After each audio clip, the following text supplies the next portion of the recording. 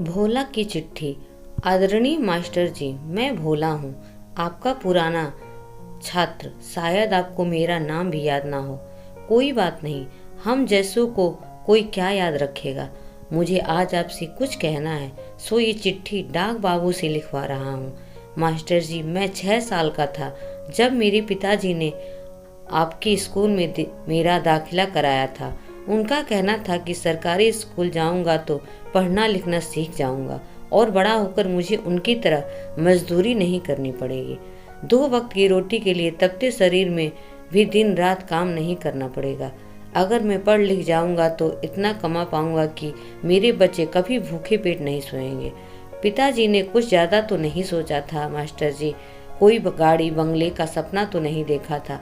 वो तो बस इतना चाहते थे कि उनका बेटा पढ़ लिख कर बस इतना कमा ले कि अपना और अपने परिवार का पेट भर सके और उसे उस दरिद्रता का सामना ना करना पड़े जो उन्होंने आजीवन देखी। पर पता है मास्टर जी, मैंने उनका सपना तोड़ दिया। आज मैं भी उन्हीं की तरह मजदूरी करता हूँ। मेरे भी बच्चे कई कई दिन बिना खाए सो जाते हैं। मैं भी गरीब हूँ, अपने पिता से भी ज़्यादा। शायद आप सोच रहे होंगे कि ये सब आपको मैं क्यों बता रहा हूँ, क्योंकि आज मैं जो कुछ भी हूँ उसके लिए आप जिम्मेदार हैं। मैं स्कूल आता था, वहाँ आना मुझे अच्छा लगता था। सोचता था खूब मन लगा कर पढ़ूंगा, क्योंकि कहीं न कहीं ये बात मेरे मन में बैठ गई थी कि पढ़ लिख लिया जाए तो जीवन संवर जाएगा। इसीलिए मैं पढ़ना चाहता था। लेकिन जब मैं स्कूल जाता तो वहाँ पढ़ाई नहीं होती। आप और अन्य अध्यापक कई कई दिन तो आते ही नहीं।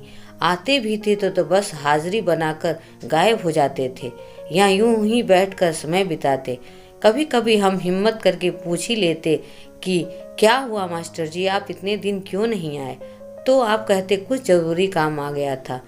आज मैं आपसे पूछता हूँ, क्या आपका वो काम इस गरीब बच्चों की शिक्षा से भी जरूरी था?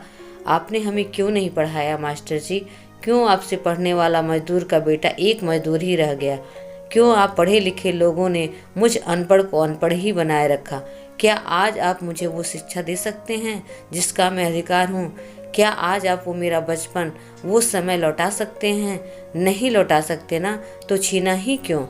कहीं सुना था कि गुरु का स्थान माता पिता से भी ऊंचा होता है, क्योंकि माता पिता तो बस जन्म देते हैं पर गुरु तो जीना सिखाता है। आपसे हाथ जोड़कर निवेदन है, बच्चों को जीना सिखाइए। उनके पास आपके अलावा और कोई उम्मीद नहीं है। उस उम्मीद को मत तोड़िए। आपके हाथ में सैकड़ों बच्चों का भविष्य है, उसे अंधकार में मत डुबोइए। पढ़ाइए, रोज पढ़ाइए। बस इतना ही कहना चाहता हूँ, क्षमा चाहता हूँ। अगर मेरी कहानी पसंद आई हो तो प्लीज़ लाइक एंड सब्सक्राइब जरूर करें। धन्यवाद।